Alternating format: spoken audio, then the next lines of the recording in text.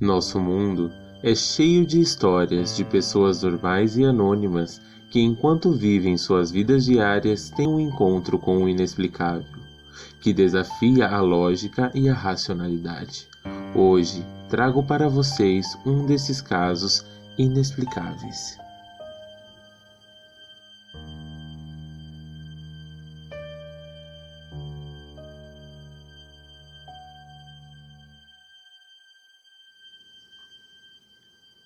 Há mais ou menos 5 anos atrás, eu morava no centro de uma grande cidade dos Estados Unidos. Sempre fui uma pessoa de hábitos noturnos.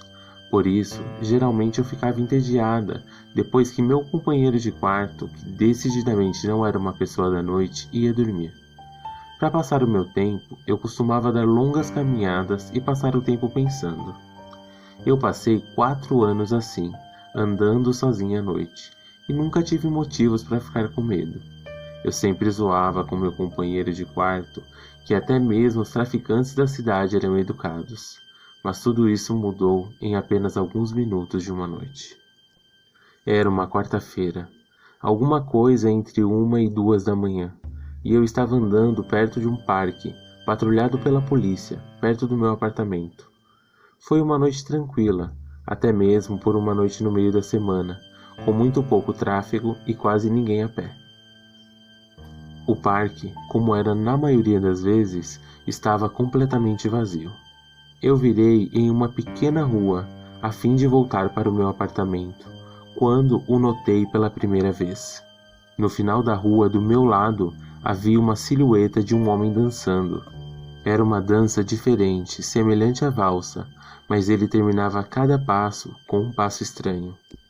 Eu acho que poderia dizer que ele andava dançando em minha direção. Pensando que provavelmente ele estaria bêbado, eu passei para o mais perto possível da rua para deixar a maioria da calçada para ele. Quanto mais perto ele ficava, mais eu percebia o quão gracioso ele andava.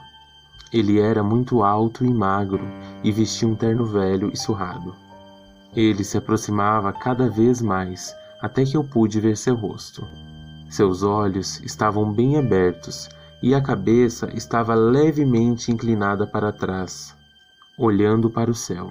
Sua boca foi feita como um desenho doloroso e largo, entre o sorriso e os olhos. Resolvi atravessar a rua antes que ele dançasse mais perto. Eu parei de olhar para ele para atravessar a rua. Quando cheguei do outro lado, olhei para trás, e então parei de repente. Ele tinha parado de dançar e estava em pé, com um pé na rua, perfeitamente paralelo a mim.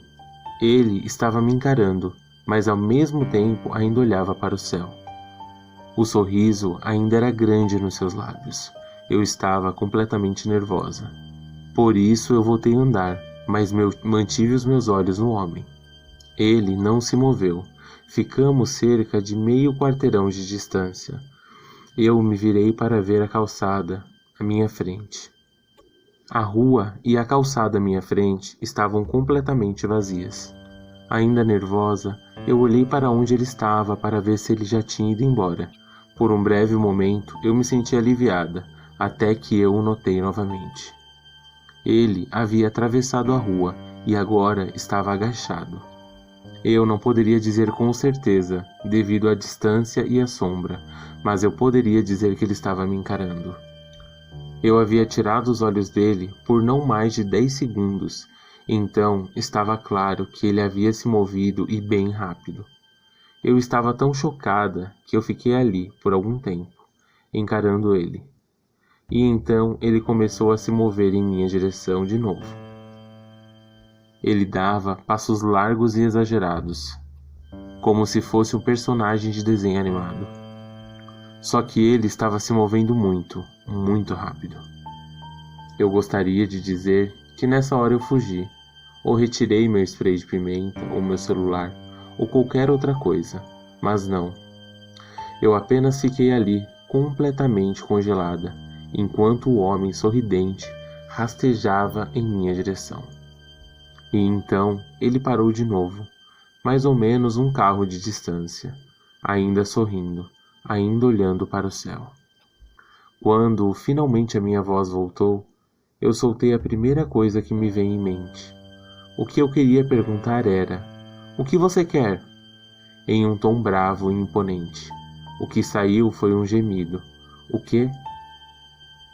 Independente de humanos poderem ou não sentir o cheiro do medo, eles podem certamente ouvi-lo. Eu ouvi na minha própria voz, e isso que me deixou com mais medo. Mas ele não reagiu a isso, de forma alguma. Ele só ficou ali, em pé, sorrindo.